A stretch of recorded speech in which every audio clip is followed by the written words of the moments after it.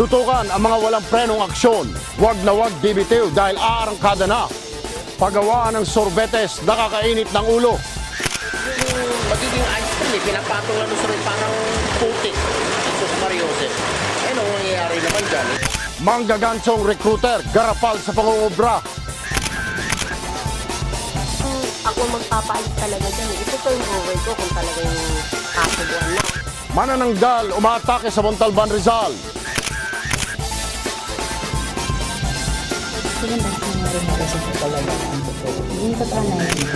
Ang bagong takbuhan ng mamayang nasa katwiran. Tutok, Tulfo.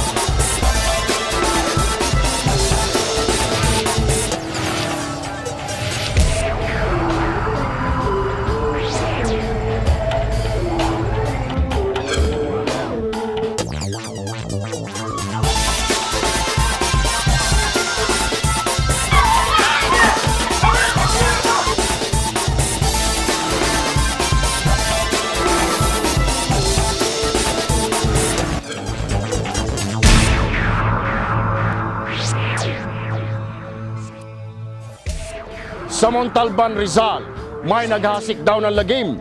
Manananggal na umatake ng mga sanggol sa sinapupunan. Pero hindi kami duwag sa ganyan. Dahil mas takot sa amin ang kampon ng kadiliman. Ang pagdadalang tao sagrado para sa sinumang babae. Pero may ilan din sa kanila, sagabalang ito para sa mga hindi pa handa at walang konsensya. Resulta, pagpapalaglag.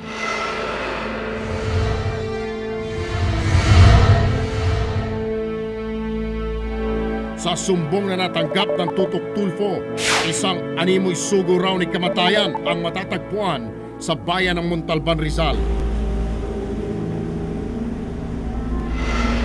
Mula sa kampo ng kadiliman, kilalang manananggal daw at konsentidor ng mga gustong magpalaglag ng sanggol sa sinapupunan. Sa mga kamay ng kinilalang si Mama Ro, ilang sanggol na raw ang di na nagawang mabuhay sa mundo. Hihingan ka lang niya ng pamilya ng side effect. Bibili siya, pabalik ka. Illegal na gamot ang Cytotec at hindi dapat ipainom sa sinumang buntis. Papainom niya muna sa'yo. Tapos, kailangan na yun ha, nakahiga ka na lang. Tapos hihilutin niya yun. Kung kinakailangan magbantay siya ng magdamaw, hihintay na kasi yung mag-bleeding ka. Pag nag-bleed ka na, yun na yun. Hanggang sa mailabas mo na yung dapat mong ilabas na may fetus. Parang salot na manananggal pala ang drama nitong hilot.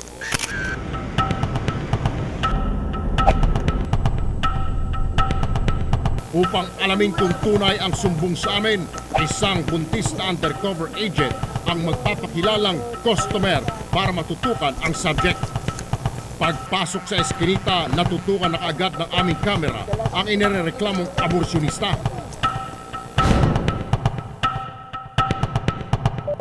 Siya ang 54 na taong gulang na si Rosalina Casano alias Mama Ro at kilalang manghihilot sa kanilang lugar. Nagpunta kami doon para sinabi namin na magpapalaglag. Bale, paano pong gagawin? Kasi yun, pagka gagawa ka ng gano'n, iniinom pinapasay. Tapos tinutulak pa ba? Unang pagkikita pa lang, animoy hayok na manananggal. Kung anong gagawin niya. Stick ang gagamitin natin. Magkano naman sa ito? 350. Ilan ang kailangan natin?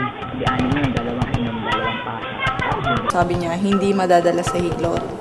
Sabi niya, may bibili siyang gamot. Yung gamot na yon, hindi lang isahan na iinumin, kailangan dalawa. Tapos may pinapasok pa daw. Tila ganadong-ganado talaga itong si Manang. Di bali nang makadisgrasya, basta't kumita lang ng pera. Pag yan itinarabaho ko, hindi ko titigilan ng 20 pesos. Kaya lang, bala kayo sa pamilya. Sabi niya, saan hindi kayo pwede dito sa akin? Tinanong na itsura ng bahay ko. Tinanong din namin kung doon ba gagawin sa kanila. Sabi niya hindi pwede kasi yung bahay niya parang kortina lang daw yung nakalagay. Sabi namin, sige, maghahanap na lang kami ng bahay. Sagad talaga sa kasamaan, sungay na nga lang yata ang kulang. Nang pinalikan namin ang ikinuturong aborsyonista, panay pa ang kanyang pabida. Tapos tinanong namin siya kung ano yung epekto, kung anong gagawin niya. Sabi niya, ano lang daw, ibababa lang daw yun. Pero safe naman yan. Safe. Parang labor yung kaya. Parang nagle-labor lang siya. Safe ba ka mo? Sinong niloko mo? Saan ba dapat ilagay yun? Wala kang ano dyan, wala ko alam dyan. Itabang yung cemetery. Ay, babaw sa cemetery. Kalalabas yung mga makunang sa hindi siya nakakaliyan. Hindi naman yun, hindi ko nakakaliyan. Abay daig pa si Poncio Pilato. Hugas kamay ang drama. Pero nang humingi na ng pera sa aming undercover agent, daig pa ang nagkalulong Judas. Tuwa na no, yung ano natin.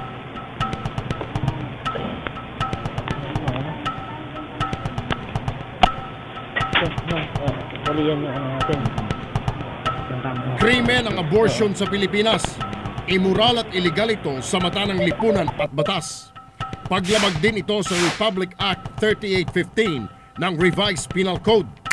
Nakasaad dito dapat mabilanggo ang mga taong sumailalim sa abortion, maging ang mga taong tumulong para gawin ito. Kahit pa sila'y mga magulang ng babaeng nagpalaglag, manggagamot man o itong mga tinatawag na hilot.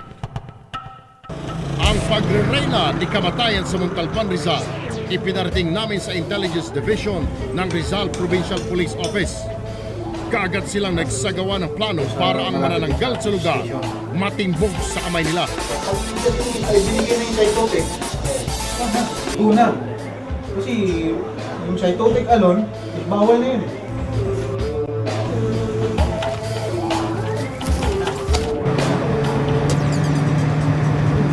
Hindi kailangan ng search warrant. Negative na, basta actual commission of the crime. Basta illegal acts, act 1. Ito nga, na-finalize na yung plano.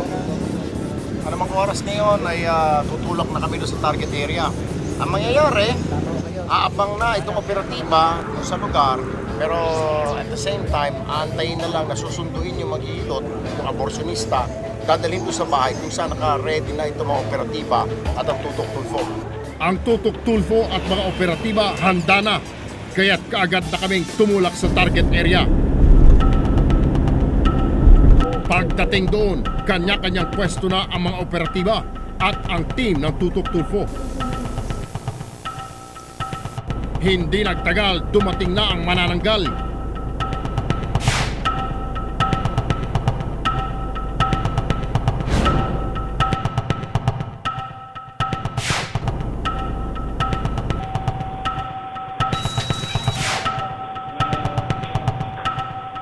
Matyaga kaming nag-antay sa labas.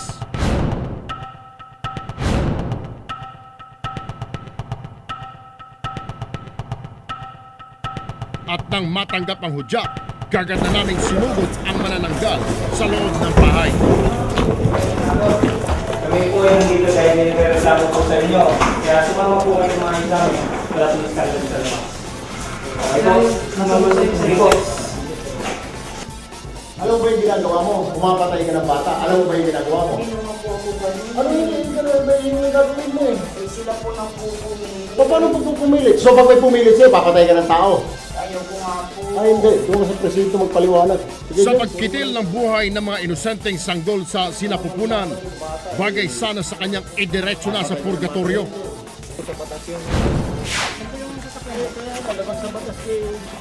Natutukan na namin na kayo ng camera. Ha? Hindi lang ito pang una ninyong ginawa. Lagi ninyong ginagawa ito. Kailan ko nakita ng abortionista na pupunta sa mga bahay-bahay. Huwag ka na magsinungaling, natutukan ka namin ng aming camera. At dito namin tinatapos yung inyong masamang gawain. Pero sa presinto muna siya dinala para sa pagsasampa ng kaukulang kaso. Sa tanggapan ng pulisya, hindi na nahiya si Rosalina sa pagtatangging naglalaglag siya ng bata. Eh bagay, nakitaan po ninyo ako na ako yung pinabili nila. Kahit naman po anong paliwanag ko siguro, hindi na ako paniniwalaan kasi nakita niya ako kung ibibili siya. At heto, puro katarantaduhan pa ang sinasatsat niya. Sabi nga po nila, marami pong magsasabi, iniinom yan. Pero, iniinom daw po. Pag iniinom, duduguin. Os, talaga lang ha, hindi ba't ikaw itong aligagang maglalaglag ng bata? Bali, paano pong gagawin? Kasi yun, pagka gagawa ka ng gano'n, iniinom pinapakita. Tapos sinutulak pa ba? Pero kahit ang madulas na isda, nahuhuli sa buka ng malansang bunganga. Talaga, ang totoo. Hindi totoo na yun. Makalima na. Kalima ka na. So sa tunod mula po nung inuwi ka, wala na po. Pag-uwi na nakakain. Wow! Sa lahat naman ng naapektuhan ni Ondoy, ikaw lang ang nagawa pang pumatay ng tao. Pinaiinom po. Tapos pinasasakan po niya. Nakonsensya ka ba o natakot sa kalaboso? Laglag sa mabigat na kaso ang manananggal ng Montalban. Meron tayong clubbable cause para isampa yung attempted abortions para do sa ating na-arrest ng tao na si Rosalina Casano. Kapag buhay ng tao ang kinuha, ang lumikha na ang bahalang magpataw ng karma. Pero habang nandito sa lupa, ang siyang may sala, batas ng tao na ang bahalang bumusga sa kanila. Tutukan sa aming pagbabalik. Manggagatsong illegal recruiter, kinawawa ang mga pobreng biktima.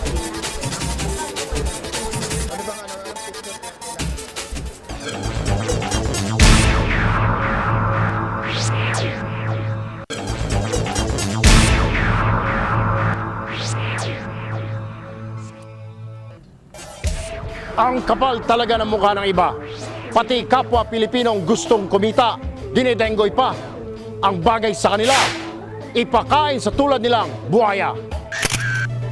Isang nakababahalang sumbong ang natanggap ng Tutok Tulfo Hotline. Sa text message na ito, na biktima umano sila ng isang walang hiyang illegal recruiter na tumangay ng kanilang pera.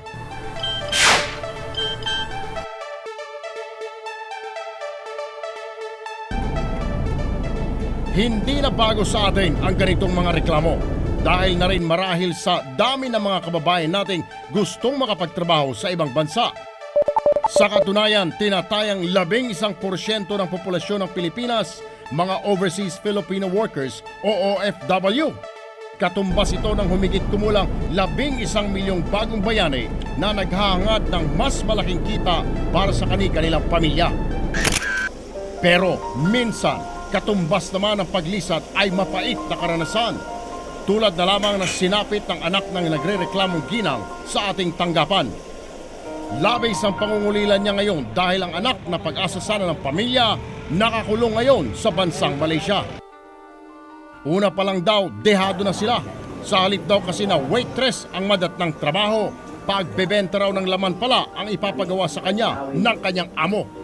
Inay ko po! Yun nga ang alam namin na pinuntahan niya.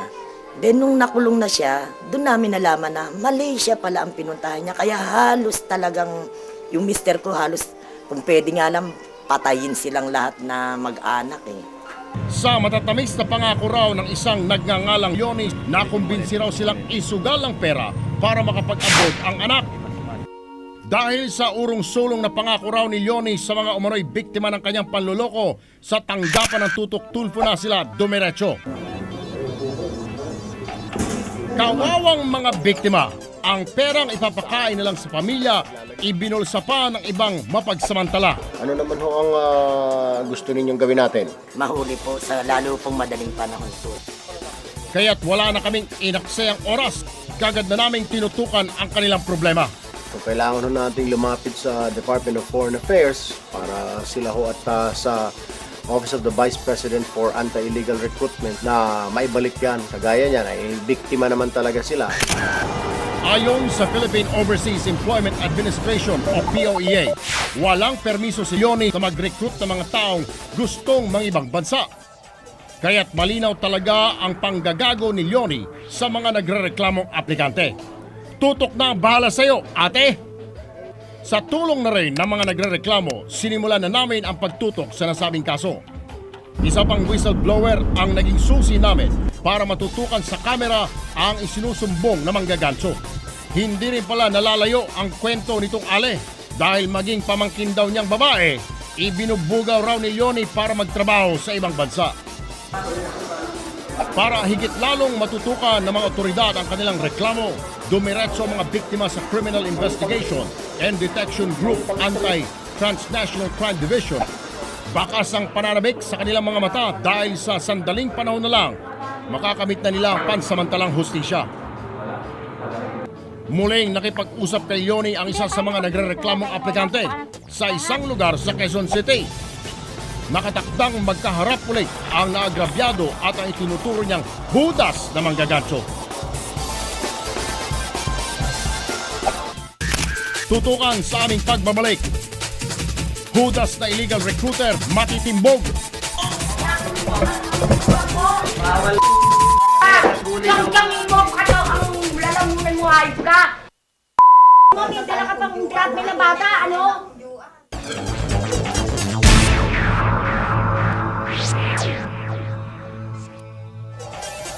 Itong si Leonie, marami na palang nagganso. Ang mga pangako niya parating napapako. Kaya ang restback sa kanya ng mga biktima, kalaboso. Yan ang napapala ng mga tulad niyang sugapa. Pagkaing susumo na lang ng naghihikaos na pamilya, pagsasamantalahan pa ng iba. Yan ang dahilan kung bakit pinatutukan sa amin ang sumbong ng mga kawawang biktima ng umano'y balasubas na illegal recruiter. Sa sobrang pagkasugapa, isa pang aplikante ang makikipagkita ngayon kay Leonie. Kasi hodang marami na siyang nabiktima, tuloy pa rin ang panggugoyo niya. Ilang sandali pa, dumating na ang buitre, si Leonie.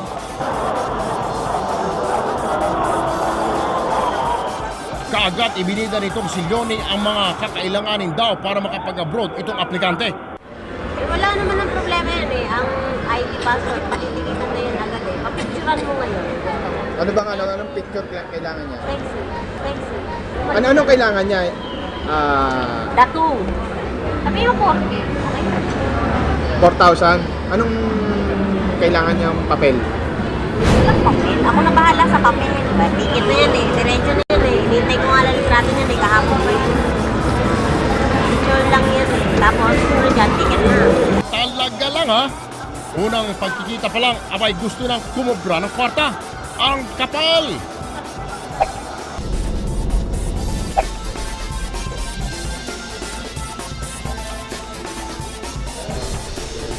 Para masukol sa akto ang natutukan naming illegal recruitment, isang entrapment operation ang ikinasa ng mga operatiba.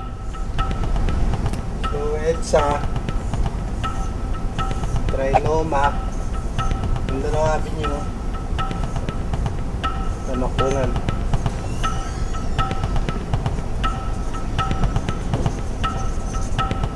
Kumain ka sa McDonald's po. Corner naman yan. Sir, madali naman yun sir kasi nandun na sa landmark ko eh.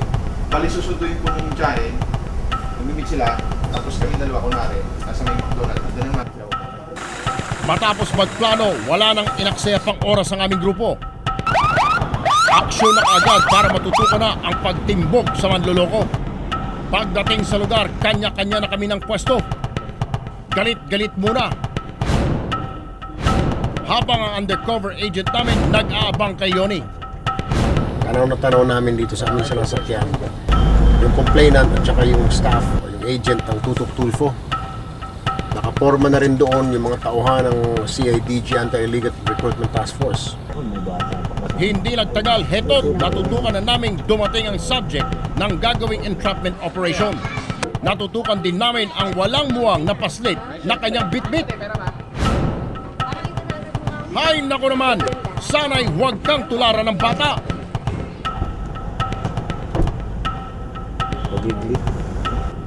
Sandaling nag-usap ang undercover agent at si Leonie at maya-maya pa kaagad nang inabot ang dala-dala niyang pera. Ito na ang hudyat para masukol ng mga operatiba si Leonie.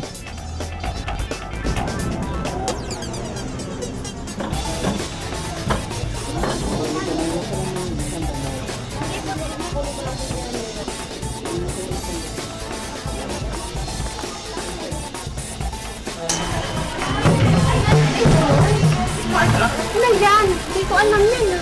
Alam mo na ito mamaya. Bakit, be? Hindi ko alam yan ako, kuya. Hindi ko alam yan. Sige, sasama ko ako. Sumama na lang kayo para di ba... Anak niyo ba ito? Anak ko O para yan. di matroma, isama na lang kayo. Opo, sige. Tsaka hindi tayo ka-skandalo rito. Maingat namin isinagawa ang paghuli sa subject. May bit-bit kasi itong bata na hindi kailangang madamay sa gulong kinasasangkutan nitong Ale. Ito nga, nakuha na yung suspect. Pero kailangan dahan-dahanin kasi kasama niya pa yung anak niya sa kalukuhan. Bit-bit niya yung anak niya. Hindi naman mapuwersa na hulihin. Baka magka-trauma yung bata.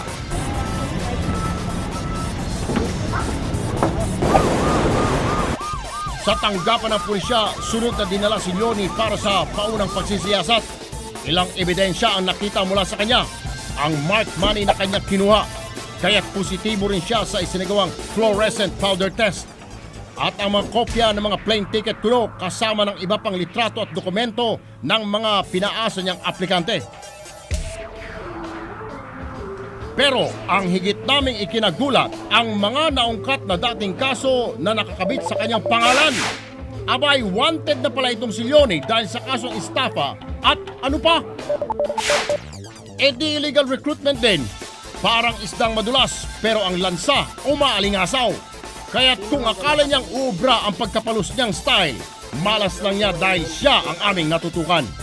Di naman ako magpapaalis talaga dyan eh. Ito turn over ko kung talagang kasubuan na. Kaya lang, hindi nga sumasagot yung mga tao. Wala nga ako mapaglagyan. Sa pagkakadakip sa kanya, sorpresang bumungad ang mga umano'y na agrabyad niya noon. Yang mo ka daw ang lalamunan mo, hayop ka. Demonyo ka. Malugang po nakakulong September 3 pa lang. Hindi mo sinasabi sa akin. May dala ka pang grabe na bata, ano? Hanggang ngayon, hindi ako ba yung tama? Dahil sa umano'y panghuhudas niya sa mga nagtiwalang aplikante, sandamakmak na kaso ang kakaharapin ni Leonie.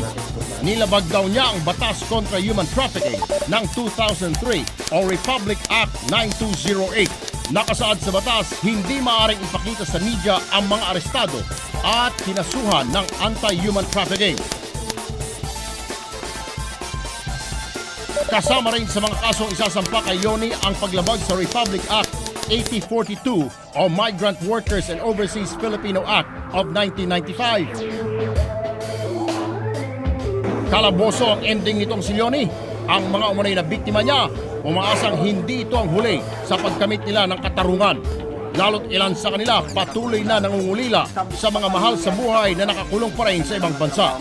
Kung hindi dahil sa pangwawalang hiya umano ng sarili niyang kababayan. Ilan sa mga kaanak ng mga biktima pinauwi na sa Pilipinas. Kasama ang tutok tulpo sa mga sumalubong sa kanila. Masaya man sila sa kanilang pagbabalik bayan, bakas pa rin sa kanilang mukha ang kalungkutan. Uwi ang mapait nilang karanasan.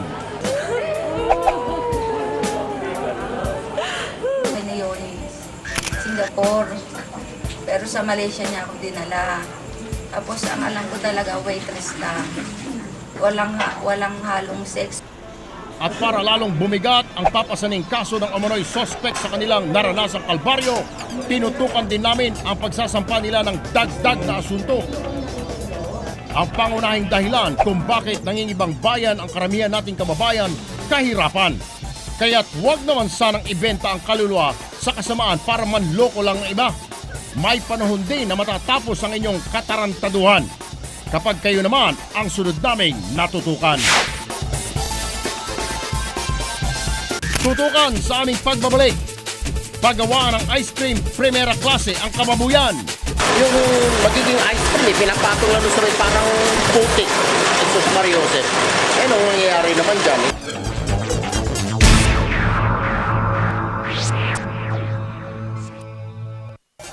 Ice cream ang the best to beat the summer heat. Pero may ilang dupang na negosyante, walang pakialam kung magkasakit ang mga bumibili. Dugyot na nga ang paggawaan, nagmamalinis pa ang may-ari. Pweh!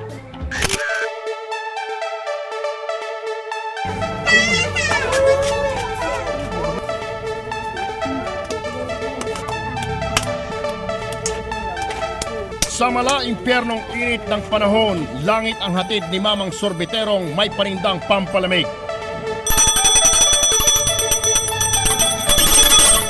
Patok sa panlasa, lalong-lalo na't budget-friendly pa sa masa. Dirty ice cream man kung tawagin ng ilan, pero dahil sa murang halaga, pwedeng-pwede na. Pero kung para sa iba, pwede na. Mapapaisip siguro kayo sa susunod ninyong pagtikim ng ice cream. Dahil may ice cream kaming natutukan na dirty pala talaga.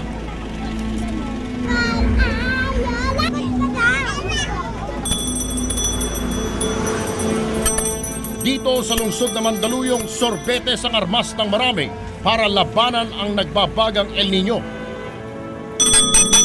Sa lantakan ng sorbetes, makikipagsabayan dyan ang impormante itatago nating si Emily. Pero itong si ate, choosy sa pagtingin ng ice cream. Bumibili ko ice cream pero hindi yung halimbawa, pagka yung itsura ng tindero hindi maganda yung itsura, parang ang dumi ng tignan, hindi ako bumibili sa kanila. Yan, sundan natin yung pagbilang. May pagawaan daw kasi ng sorbetes sa Mandaluyong na talagang hindi na niya masikmura. Itong isang to kasi hindi talaga ako bumibili simula sa na nakita ko yung pagkakagawa nila, hindi talaga ako bumibili sa kanila.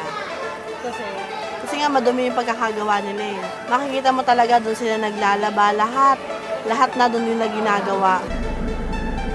Ha? Abay, nakakainit naman yata ng ulo yan ah! Sa barangay Plainview, Mandaluyong City, maaga naming tinutukan ang umano'y parahurang paggawaan ng sorbetes sa lugar, ang Cassandra. Sa pagtutok ng aming kamera, halos sumirko-sirko na ang aming tiyan sa kadugyutan ng paggawaan. Nang gigitata ang sahig, anak ng putik talaga. Pero heto, nagsisimula na silang gumawa ng kanilang obra maestra.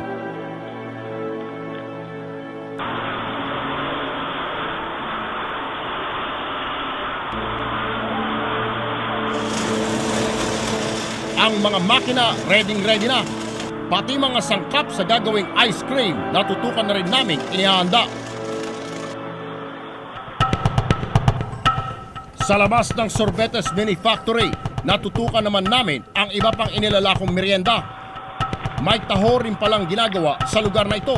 Taho na masustansya at mayaman sa protina. Pero nako, inay ko po, sa halip na kalusugan ng tao ang mabibiyayaan, kahit yata baboy, hindi papatulan ng ganitong kadugyutan. Heto't nakabuyang-yang ang kanal. At sa tabi naman ng lutuan ng soya, may mga nakatambak pang basura. Pati mga trabahador pasaway sa kalinisan. Ano ba namang kababuyan yan? Anak ng tokwa. Pagbalik sa Cassandra, naabutan na namin gumagayak ang mga sorbetero para sa unang pasada ng pagbebenta. Ready to go na nga, pero teka, talaga bang topless ang uniform nila? Wala rin silang gamit na guwantes at hairnet sa paghahanda ng sorbetes. E paano na lang mga manong ang dumi at buhok mula sa katawan ninyo? Balak nyo bang isama sa flavor? Ang mokong na ito, dito pa naisipang magbawas ng bigote. Talaga nga naman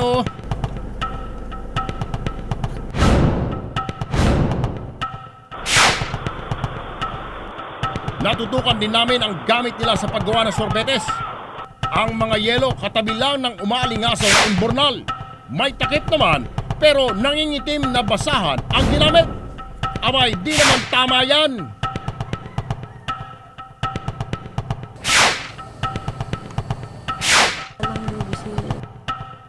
Kaya sa labas, sumirko-sirko ang aming tiyan.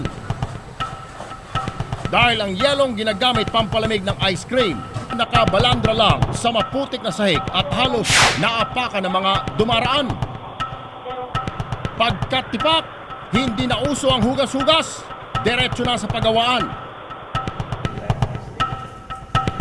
Ang mga lumang makina sa paggawa ng sorbetes, naghihingalo na pero sige pa rin ng sige.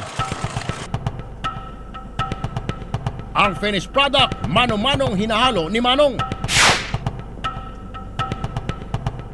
Kalawang, pawis, libag at minsan may kasama pang buhok.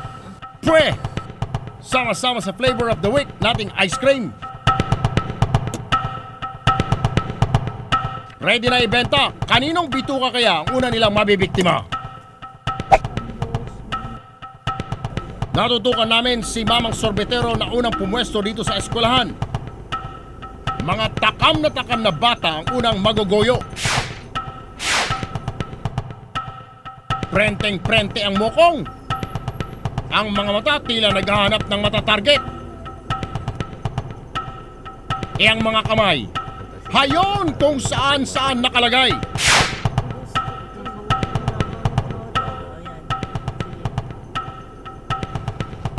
Paglapit ng customer, diretso sa apa ang kamay. Ulitin nga natin kung saan galing yan. Tagumpay na nakabenta itong si Kolokoy. Hindi lang isa o dalawa, marami pa. Maraming walang muwang kung saan galing ang mga kinain nilang ice cream. Por Diyos por Santo, sino ang nagsabing hindi ito malayo sa bituka? Ang sample ng ice cream mula sa Sandra ipinasuri namin kaagad sa laboratorio. Kung sa video pa lang, pambihirang kababuyan na ang aming nakita, hindi na namin ipinagtaka ang naging resulta ng lab test. Based from the results, naging positive sa studied plate count, sa total coliform, and sa salmonella yung sample. Ayan na nga ba't tama ang aming hinala? Sa kagustuhang kumita pati buhay ng tao, isasakripisyo pa ninyo?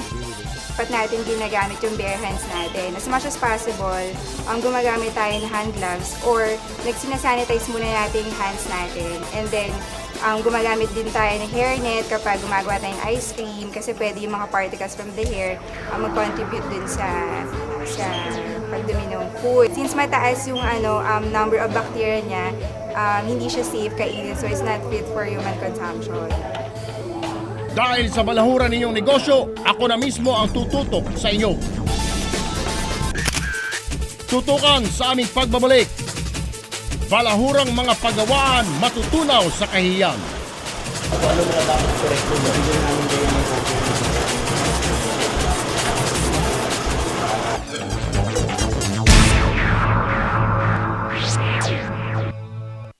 Nakatikim ka na ba ng salmonella?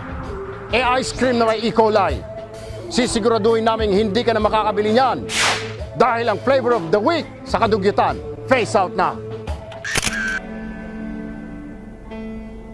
Ang ice cream na pampalamig, nakakainit ng ulo nang matutukan namin ang pinanggalingang paggawaan.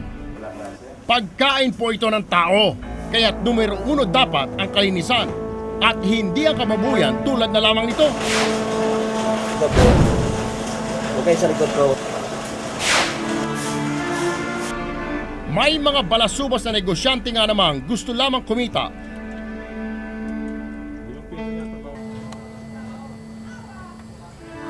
Ang hindi ko masikmurang mga paggawa ng pagkain sa Mandaluyong, kagad naming pinatutukan sa Health and Sanitation Office ng lungsod. Ganito kami ho'y lumalapit dito sa inyong tanggapan, dito sa Mayor's Action Command para humingi po ng assistance at masilip po natin ang paggawaan ng ice cream dito po sa lugar ninyo. Ang pangamba po kasi namin sa Tutok Tulfo is dahil tag-araw po ngayon, tiyak po mabenta yung ice cream, lalo sa mga bata. Nakatanggap po kasi kami ng report na itong paggawaan na ito, marumi ang paggawa. Ang agaran nilang aksyon, bigyan ng mapait na leksyon ang may-ari ng inirereklamong mga paggawaan. Kasama ang tutok team sa mga tutunaw ng kanilang maliligayang araw.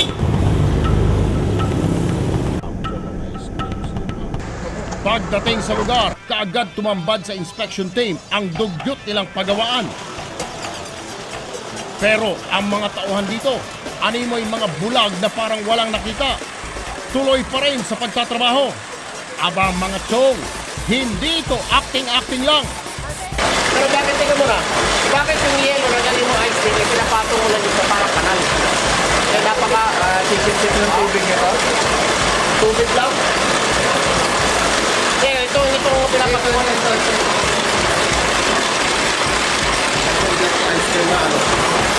So, gagawin nga rito ng sanitary health officer ng Mandaluyong, papatigil na ito. Sabi, sa harap video namin, yung magiging ice cream, pinapatong lang sa may parang putik. Jesus Mariosep. Eh, nung nangyayari naman dyan, kitang-kita naman, yung yelo na dinudurog para maging ice cream, eh, pinatong lang dito sa may parang putik na ito na tubig na naglilimahit.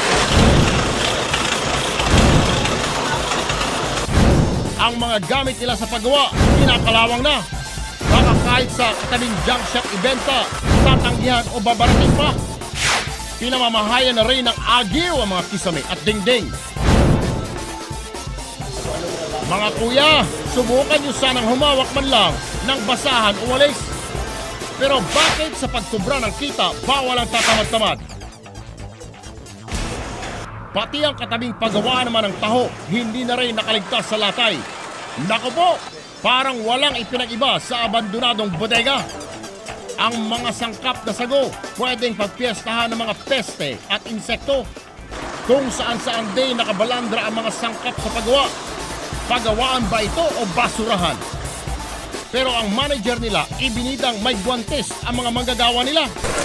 Talagang dati pinagagamit naman sila ng ganito. Nga lang, na ano raw sila, bumibigay din ng nalubutas.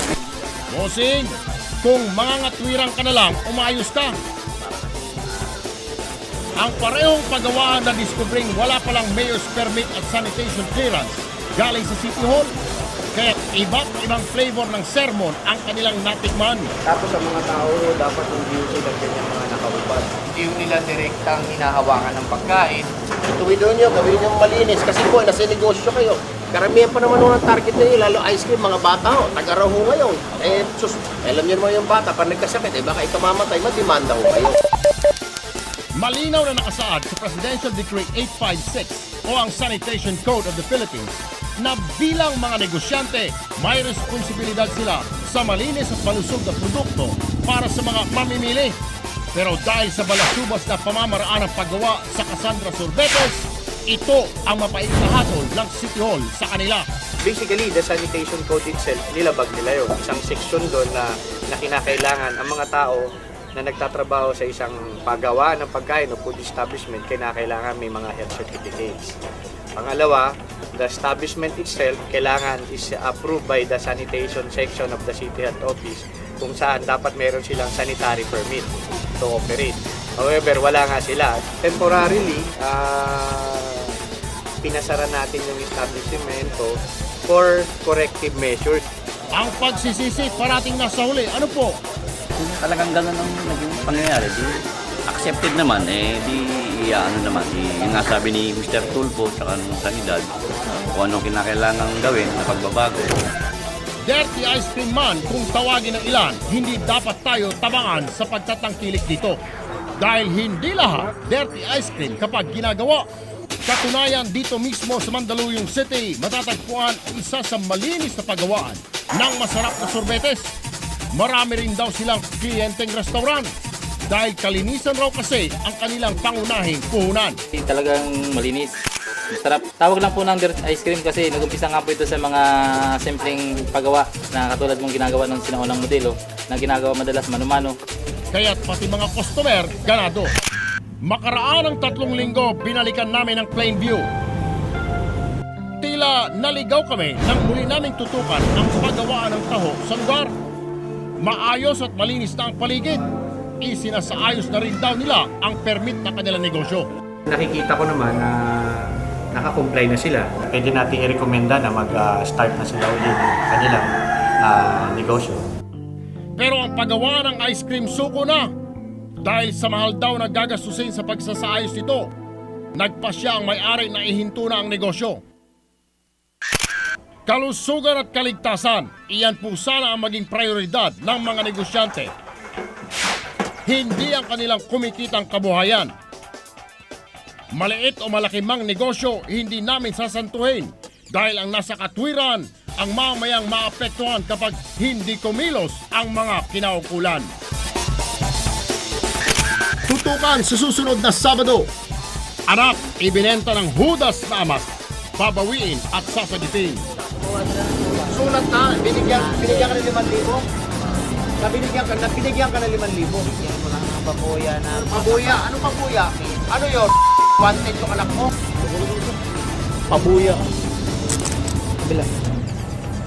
Sila na naman ang magawa, sulat ng sulat. Patawarin mo na ako.